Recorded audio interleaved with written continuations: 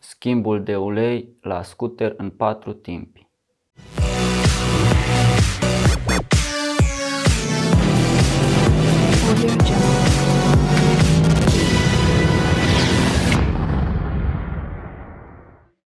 Salutare! Astăzi vom face schimbul de ulei la motor și la transmisie la un scuter GY6 în 4 timpi. Eu am ales pentru motor un ulei Motul Scooter Expert 10W40. Am mai folosit acest ulei și este foarte bun, nu am avut nicio problemă. Dacă sunteți interesați să-l cumpărați și să-l folosiți, o să vă las link în descriere. Iar la transmisie voi folosi tot un ulei Motul. Acesta este 80W90.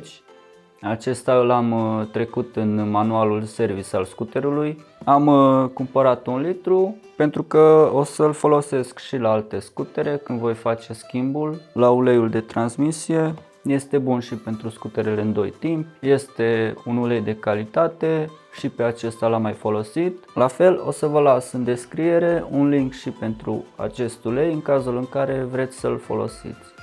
Înainte să trecem la treabă, vreau să discutăm puțin despre ce anume înseamnă să facem o revizie la scuter. Pentru că dacă facem doar un schimb de ulei, nu înseamnă că am făcut o revizie completă. Pentru a face o revizie completă, este nevoie să verificăm mai multe componente ale scuterului sau să înlocuim după caz și de aceea am să vă pun acum pe ecran un tabel pe care îl folosesc la scuterul meu când fac reviziile. Și după cum puteți vedea, în acest tabel avem 2 coloane, una pe verticală unde scrie ce anume trebuie să facem și una pe orizontală cu numărul de kilometri. Iar în pătrățelele din tabel avem notate cu niște litere operațiunile care trebuie efectuate. Și avem așa, cu I, Inspect and Clean, Adjust, Lubricate or Replace if necessary. Adică să inspectăm, să curățăm, să ajustăm, să ungem sau să schimbăm dacă este necesar. Cu A avem Adjust, să ajustăm, cu C Clean, să curățăm, cu R avem Replace, să schimbăm și cu T avem Tighten, adică să strângem. Bine, la noi nu este cazul, noi nu avem T nicăieri în tabel. Bun, și dacă ne uităm pe coloana de pe verticală, la prima rubrică avem Engine Oil, uleiul la motor. Și avem în primul pătrățel notat un R la 1000 de km și mai jos scrie că uleiul se schimbă la 300 de km în cazul în care scuterul este nou. Bineînțeles, tot la 300 de km se schimbă și dacă la scuter a fost înlocuit set motorul. Și apoi din 2 în 2000 de km. Asta în cazul în care folosiți un ulei de calitate. Dacă folosiți un ulei mai ieftin, vă recomand să-l schimbați din 1000 în 1000 de km. Apoi, la a doua rubrică avem Engine Oil Filter Screen. Aici se referă la filtrul de ulei. O să vedeți imediat când o să desfac scuterul. La acest tip de motoare avem doar o sită care se curăță și avem pus câte un C din 4 în 4000 de km. Apoi mai jos avem Fuel Filter Screen. Acesta este filtrul de benzină la care avem notat un R la 10.000 de km, deci se schimbă din 10 în 10.000 de km. Apoi urmează Gear Oil, acesta este uleiul de transmisie, la fel ca în cazul uleiului de motor, când scuterul este nou, se schimbă după primii 300 de km parcurși. Sau în cazul în care ați înlocuit pinioanele de la transmisie, la fel va trebui să schimbați acest ulei după 300 de km. Iar apoi din 5 în 5000 de km. Bun, mai jos avem Valve Clearance și avem în tabel notată litera A, ceea ce înseamnă că trebuie să ajustăm prima dată la 2000 de km, apoi la 4000 și apoi din 4 în 4000 de km. Mai jos avem carburatorul, doar că din păcate aici nu prea putem să ne orientăm după tabel, pentru că pe drumurile noastre este mult mai mult praf și va fi nevoie să-l curățăm mai frecvent de atât. Eu, de exemplu, trebuie să-l curăț cam la fiecare 1000 de km.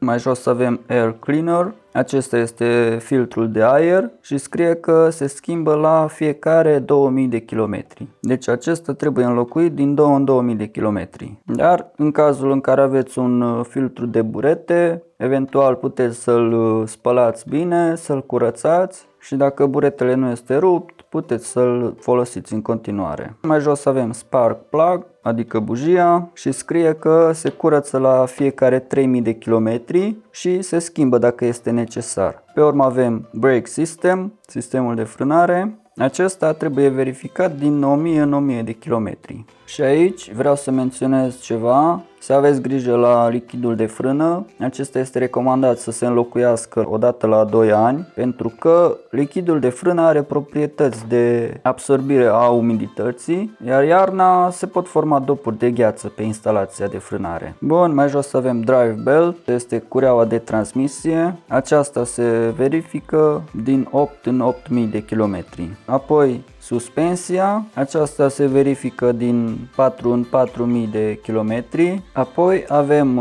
șuruburi, piulițe și suporturi de prindere. Acestea se verifică la fel ca și cureaua de transmisie din 8000 în 8000 de kilometri. Apoi avem tire, adică pneurile. Acestea trebuie verificate după primii 5000 de kilometri, apoi la 8000 și apoi din 4 în 4000. Bineînțeles, se schimbă când este necesar. Și la ultimul punct avem rulmenții de la ghidon. Aceștia se verifică după primii 1000 de kilometri parcurși, iar apoi din 5 în 5000 de kilometri.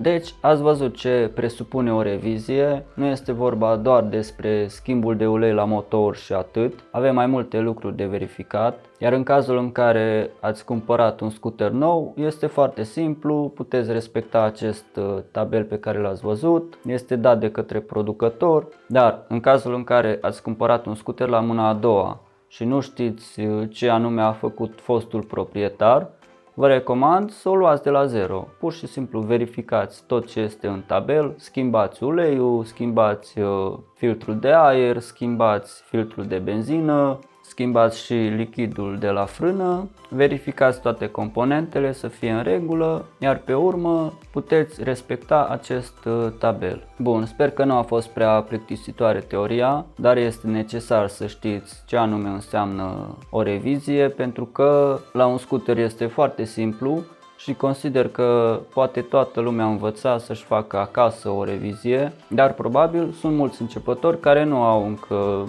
curajul să facă asta și tocmai de aceea am hotărât să fac acest clip. Iar acum, hai să trecem la treabă. În primul rând, vă recomand să porniți scooterul și să-l lăsați să meargă la relantii aproximativ 10 minute, să se încălzească uleiul pentru a curge mai bine în momentul în care desfacem șurubul de golire.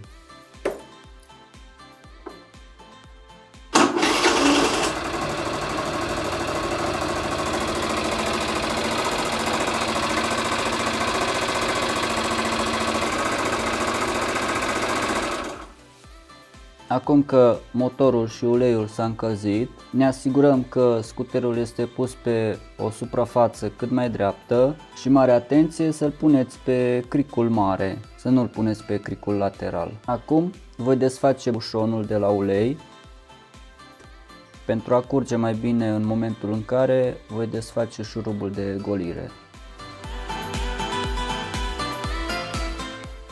Îl punem deoparte. Am pregătit și o caserolă în care să curgă uleiul. Nu trebuie ceva foarte mare pentru că este puțin ulei. Avem aproximativ 750 de ml și mai avem nevoie de o cheie de 17 pentru a desface șurubul de golire.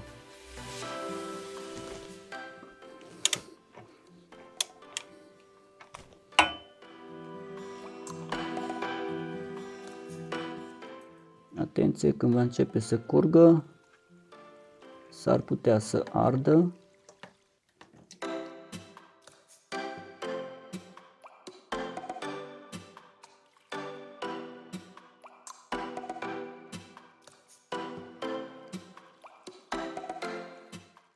Și așteptăm să se scurgă tot uleiul.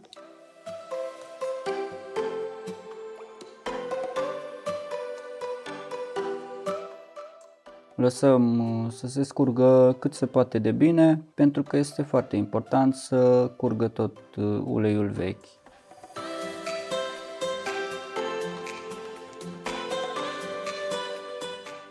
Și această sită are rol de filtru de ulei la acest tip de scutere.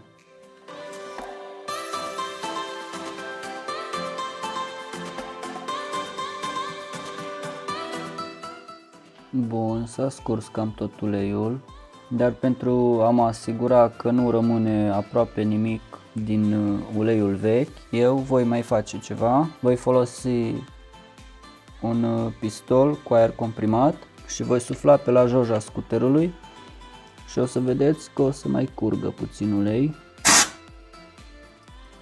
Da?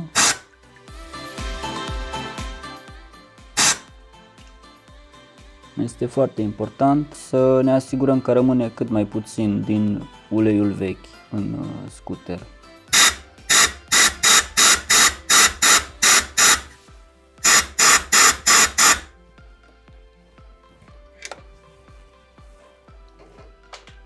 Curățăm bine.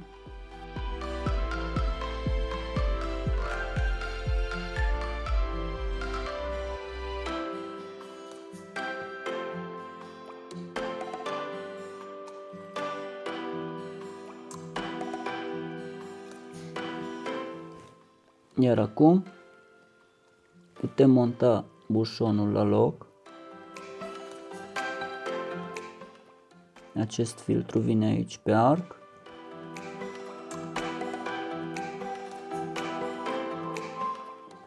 Și acum bușonul sau șurubul de golire. L-am curățat și pe acesta.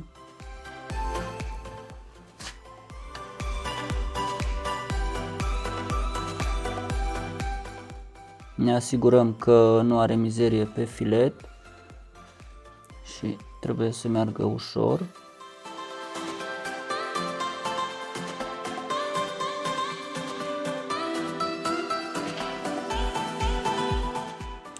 Bun, dăm la o parte uleiul vechi să nu-l răsturnăm și strângem șurubul de golire. Bun, și acum să punem uleiul nou în scuter. Între timp am căutat și o pâlnie, cu siguranță voi avea nevoie. Nu v-am spus, dar este ok și dacă folosiți un ulei de acest fel. Acesta este un Ravenol tot 10W40, este pentru mașini pe benzină și este ok și dacă îl folosiți acesta, dar eu am ales să-l folosesc pe acesta de la Motul pentru că este special conceput pentru scutere. Iar la transmisie, de asemenea, puteți folosi și acest tip de ulei, este tot 80W90. Iar la ATV-uri puteți folosi un ulei de acest fel. Bun, voi desface uleiul.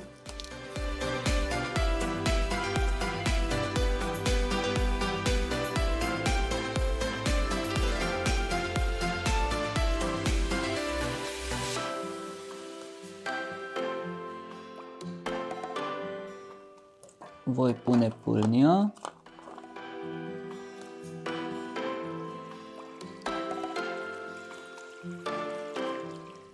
Și voi turna încet.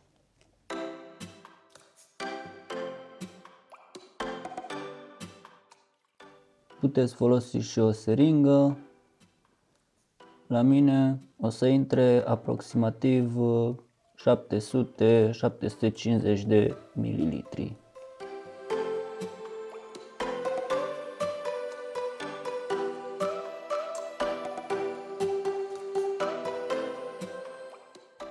Să țin cumva să se vadă.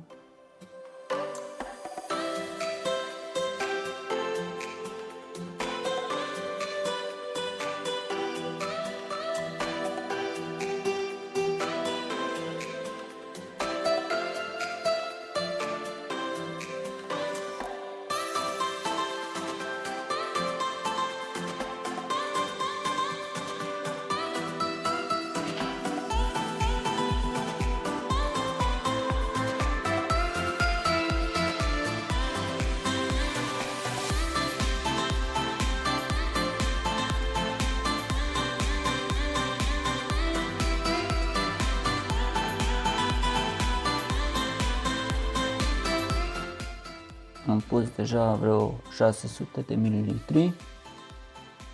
Voi pune vreo 700 și apoi voi verifica nivelul.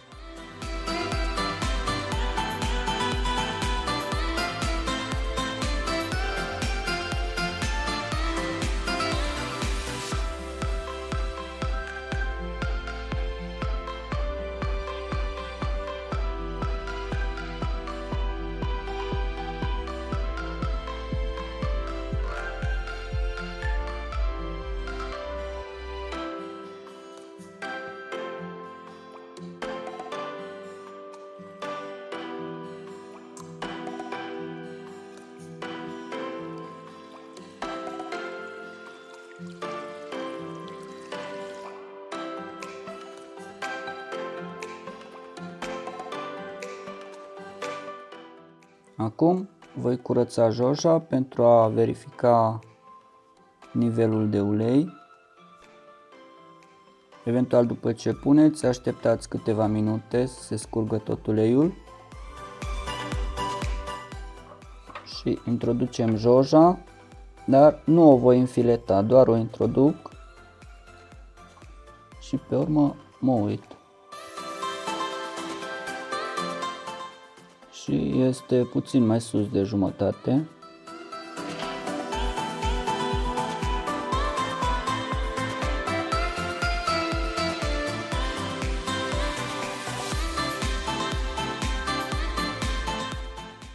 Este ok, pot să las așa deocamdată și mi-au mai rămas cam 250 de ml de ulei.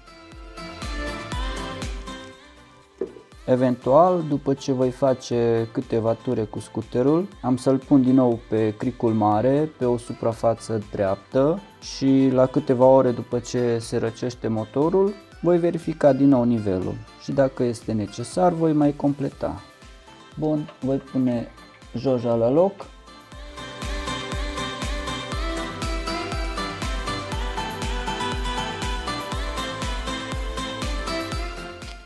Curățăm bine de ulei.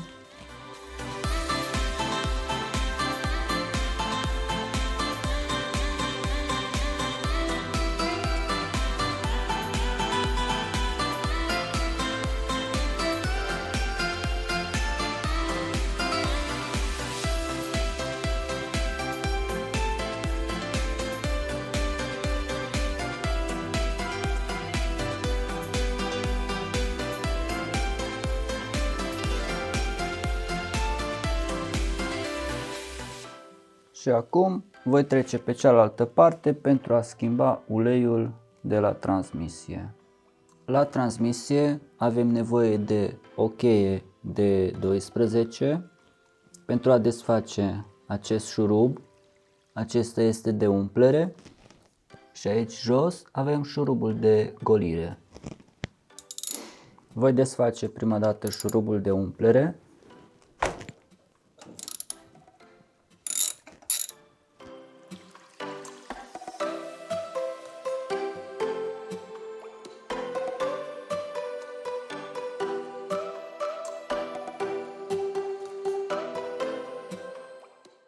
Nu este nicio problemă dacă va curge un pic, asta înseamnă că nivelul era bun.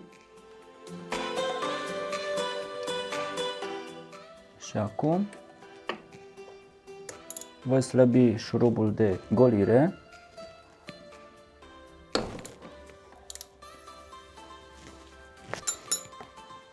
Mi-am pregătit caserola în care am golit și uleiul de la motor.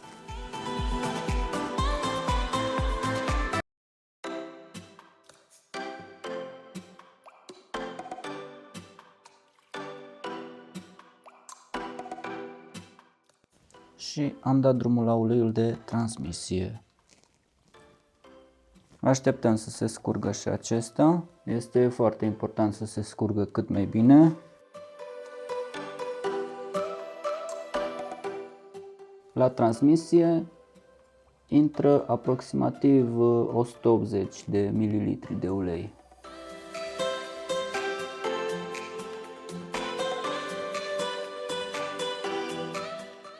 La fel ca la motor, este foarte important să se scurgă cât mai bine uleiul vechi.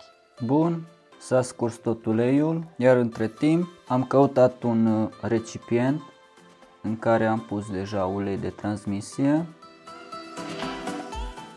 și o seringă de 50 de ml, la capătul căreia am pus un furtunaș cu ajutorul căruia voi introduce uleiul. Am verificat și în manualul service și la fel ca pe capac scrie că intră 180 de ml. În cazul în care se demontează transmisia pentru a se înlocui pinioanele, atunci se introduc 200 de ml.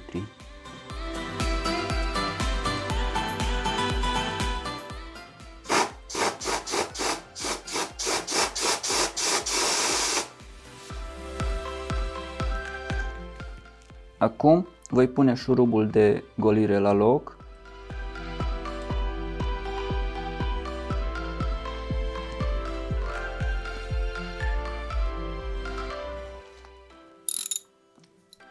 Și îl voi strânge.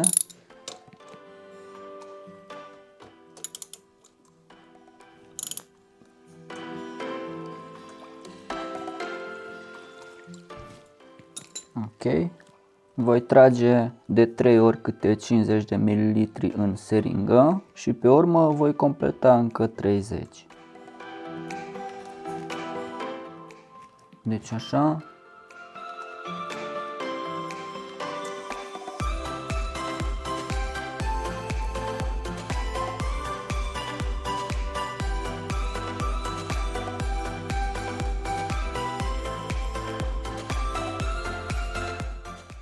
Încă o dată 50.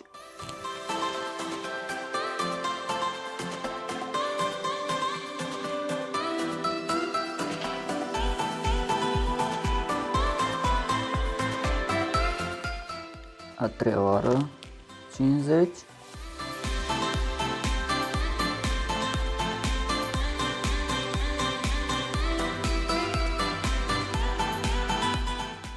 Bun, și voi mai trage acum încă 30 de mililitri.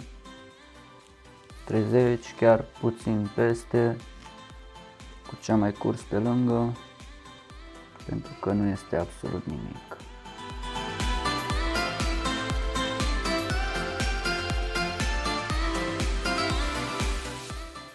Bun, este în regulă.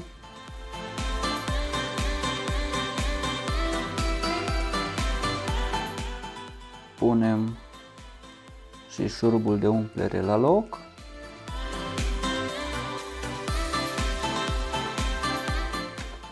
Îl strângem.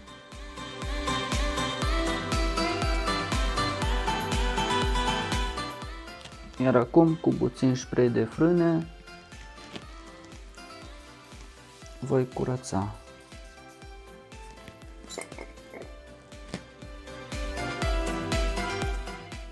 Și cam asta e tot cu schimbul de ulei. Ați văzut cât este de simplu și cred că fiecare dintre voi se poate învăța să facă acest lucru acasă, pentru că nu este deloc complicat. Nu uitați, dacă v-a fost util acest clip, să-mi dați un like și dacă vreți să mă susțineți, să vă abonați la canalul meu și să apăsați clopoțelul pentru a primi notificări de fiecare dată când postez un clip nou. Până data viitoare, vă doresc drumuri bune!